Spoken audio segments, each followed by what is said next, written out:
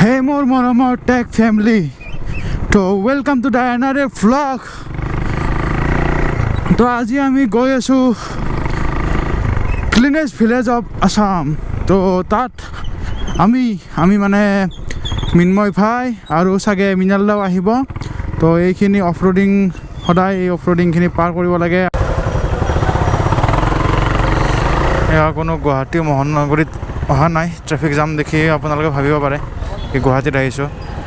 Actually আমাৰ পাঠশালা নগৰতে এই অৱস্থা আজিকালি, য'তে পায় ত'তে পাৰ্কিং, য'তে পায় যেনেকৈ পায় তেনেকৈ গাড়ী সোমাই দিছে। তো ভাই ট্ৰাফিক জামটো হ'বই, কি ক'ম আৰু। মানে এতিয়া চাওক, বহুতে এনেকুৱা চিটুৱেশ্যনত গভৰ্ণমেণ্টক দোষ দিয়া নাই বা ট্ৰাফিক পুলিচক দোষ দিয়ে, কিন্তু আপুনি এবাৰ চাওক এই গাড়ীবিলাক এনেকৈ মানে ইনডিচিপ্লিনভাৱে পাৰ্ক কৰা আছে। যদি আপোনালোকে এনেকৈ য'তে পায় ত'তে পাৰ্কিং কৰে, ট্ৰাফিক জাম নহয় কি হ'ব আপোনালোকে কওক। গতিকে ট্ৰাফিক জাম নিয়ন্ত্ৰণ কৰাৰ ক্ষেত্ৰত নিশ্চয়কৈ আপোনালোকৰে হাত আছে। গতিকে য'তে ত'তে আপোনালোকে পাৰ্ক নকৰিব, গাড়ী হওক বা বাইকে হওক, আৰু ভালদৰে সুচাৰুৰূপে যাতে বাইকখন বা গাড়ীখন চলায় সেইটোৰ ওপৰত গুৰুত্ব দিয়ক। তো মোৰ পিছত বহাই লৈছোঁ আমাৰ ৰিদীপ ভাইক, আৰু মিনময় ভাইহঁত আছে অলপমান আগত এই চকটোত ৰখি আছে। তো মিনময় ভাইহঁত আছে, ব'লা এতিয়া আমি ইয়াৰ পৰা ধুনীয়াকৈ লাহে ধীৰে যাম। কৰ্ণাৰী মাৰিব ইচ্ছা আছিল কিন্তু নামাৰোঁ, ওলাই পৰিব মন নাই। তো দুয়ো কাষত দেখিছে ধুনীয়া সুন্দৰ বননি নহয়, ধাননি পথাৰ, কি কৈছোঁ মই, ধাননি পথাৰ। তো ইয়াতে এনেকৈ ফটোগ্ৰাফি কৰিব অহা আছিলোঁ এটা সময়ত, আৰু মানে ক'লোঁ আৰু মানে সেই স্মৃতি ৰোমন্থন কৰি আছোঁ ধুনীয়াকৈ। এই ৰাস্তাটো বেয়া হৈছে, মানে বানপানী হৈছিল নেকি ভাই ইয়াতে? বানপানী মানে পানী ওপৰে পাৰ হৈ গৈছিল, সেইকাৰণে মানে ৰাস্তাটো অলপমান বেয়া হৈছে। তো আমি অলমষ্ট আহি পাইছোঁহি। ইয়াত কিবা কিবি লেখাও আছে, এইখন কিজানি কিবা স্কুল নাইবা কিবা এনেকুৱা হ'ব, স্কুল নহয় চাগে, এইখন কিবা সংঘ, এইটো কিবা অৰুণোদয় সংঘ। বাকী কিবা কিবি দেখিছোঁ, আগত এটা ছাগলী আছে, ক'লা কালাৰৰ ছাগলী দে যোৱা ভাই।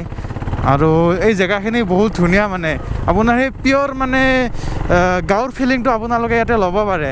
কাষত আছে মানে এইটো কি বুলি কয়, এইটো কি বুলি বা কয় ভালকৈ নাজানো, নামটো অহা নাই। ইয়াতে মাছ মাৰিব পাৰে আপোনালোকে ধুনীয়াকৈ। আৰু অলপমান আগতে সেই বিখ্যাত গাঁওখন আমি দেখা পাম, অলমষ্ট পালোঁৱেই। এই কেইটামান কৰ্ণাৰিং পাৰ হ'লে আমি দেখা পাম। তো বলক।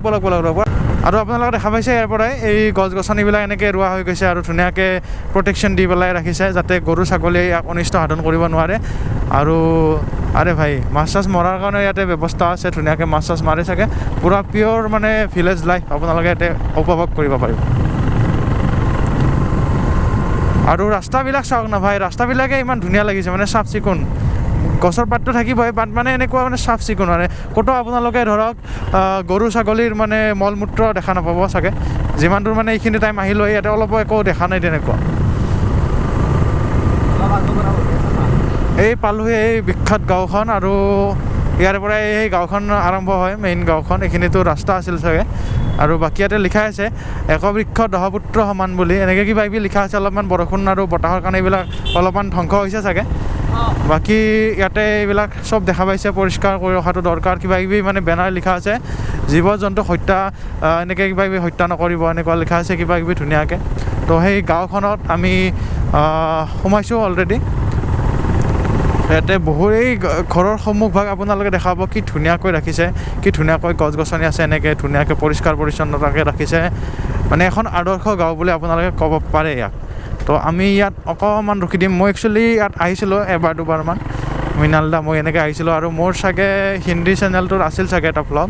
আৰু এইটো হ'ল এই গোসাঁইঘৰ, এই গাঁওখনৰ এই গোসাঁইঘৰ। আৰু ইয়াত আমি অকণমান টাইম ৰখি দিম ইয়াতে ধুনীয়াকৈ। তো সেইটোৱে আৰু বাকী আগত অলপ যাম। এইটো মেইন গোসাঁইঘৰ, আৰু ইয়াতে এই অফিচটো আছে, য'ত এই সকলোখিনি গয়াৰ কাম কাজবিলাক সুচাৰুৰূপে পৰিচালনা হয়। আৰু ইয়াত অংগনবাদী চেণ্টাৰ এটাও আছে চাগে। তো বলক। তো ইয়াত আমি বৰ্তমান আহি পাইছোঁ, আৰু এই চাওক না ভাই, ভিউ চাওক, ভিউ ইফালে মিনময় ভাই আছে, এইডাল গছডাল চাওক, আৰু এই প্ৰকাণ্ড গছডালো চাব পাৰে। আৰু এইখিনি হ'ল সীমা এই গাঁওখনৰ। ইয়াৰে পিছত এখন বেলেগ গাঁও আছে, আৰু এইখন সেই ফেমাছ বেলনা গাঁও, যাক অসমৰ ভিতৰতে স্বচ্ছ গাঁও বুলি কয় ন মিনময় ভাই?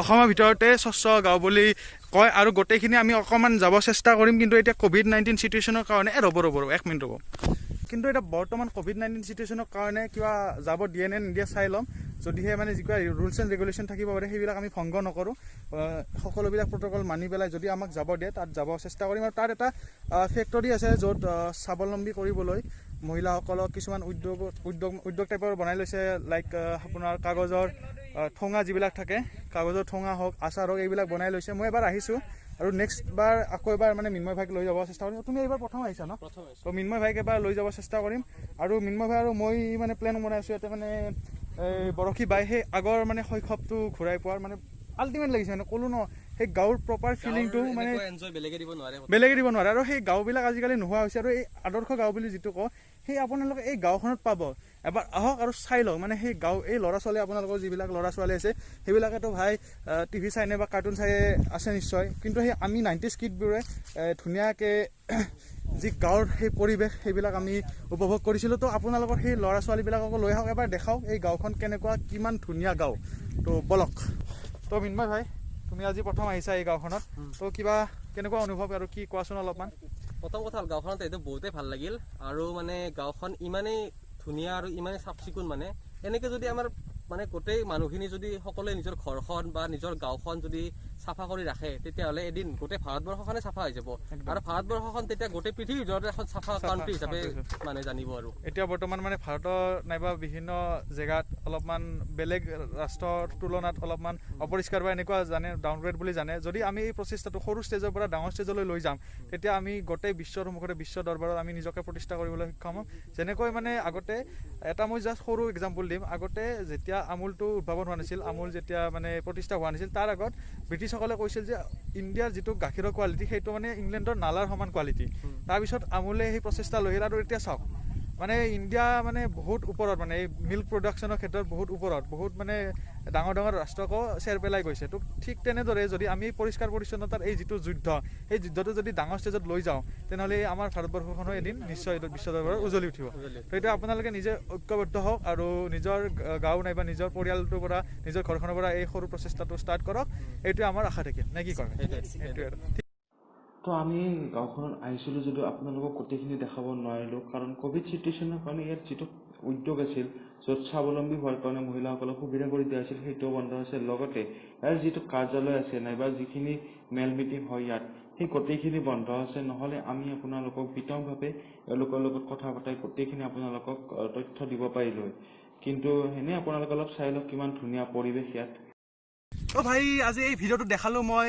অসমৰ ভিতৰত সবাতোকৈ স্বচ্ছ গাঁওখন বেলনা বুলি যাক জনাজাত আৰু এই গাঁওখনৰ বাসিন্দাসকলে প্ৰতিজ্ঞাবদ্ধ হৈ এই গাঁওখনক এখন সুন্দৰ সুস্থ স্বচ্ছ আৰু আদৰ্শ গাঁও হিচাপে পৰিগণিত কৰাত ভালেখিনি অৰিহণা আগবঢ়ালে আৰু এই গাঁওখনৰ বিষয়ে মই যিমানখিনি পাৰিলোঁ আপোনালোকক গোটেইখিনি ক'লোঁ আৰু আপোনালোকে এবাৰ নিশ্চয় ইয়াত আহক আৰু সেই আগৰ যিবিলাক আদৰ্শ গাঁও আছিল সেই আদৰ্শ গাঁওবিলাক আজিকালি একচুৱেলি বিলুপ্তিৰ পথত আৰু এই গাঁওখনৰ বাসিন্দাসকলে কিন্তু সেই পৰম্পৰাটো অটুট ৰাখি এখন সুস্বাস্থ্য আৰু স্বচ্ছ গাঁও হিচাপে বেলনাক পৰিগণিত কৰিছে গোটেই অসমৰ ভিতৰতে আৰু এই গাঁওখনৰ বাসিন্দাসকলে যেনেকৈ এই গাঁওখনক এখন অন্যতম গাঁও হিচাপে পৰিগণিত কৰিলে তেনেকৈ মই আপোনালোকক অনুৰোধ কৰিম যে আপোনালোকৰ সেই ওচৰ চুবুৰীৰ গাঁওখনো যাতে এখন ধুনীয়া গাঁও হিচাপে পৰিগণিত কৰিব পাৰে তাৰ কাৰণে আপোনালোকে ঐক্যবদ্ধ হওক আৰু এতিয়ালৈ এই যিখিনি গোটেইখিনি দেখালোঁ আপোনালোকে নিশ্চয় ভাল পালে নিশ্চয় আনন্দিত হ'ল তো আজিলৈকে এই ভিডিঅ'খিনি ইয়াতে সামৰিলোঁ